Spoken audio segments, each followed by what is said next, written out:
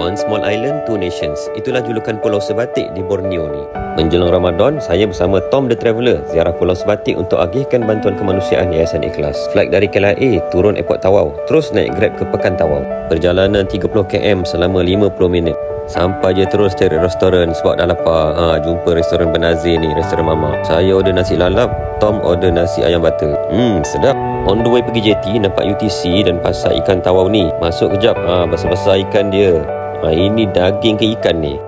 Inilah JT penumpang Tawau. Banyak agensi kerajaan kat sini, termasuklah pos kawalan imigresen. Dari JT ni anda boleh pergi ke beberapa tempat di Pulau Sebatik, Wallace Bay, Kampung Sungai Pukul dan Aji Kuning. Tambang RM15, cuma anda perlu tunggu bot ni penuh baru mereka jalan.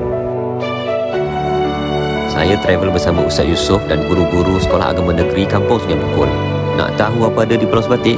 Komen smile dan tonton part 2.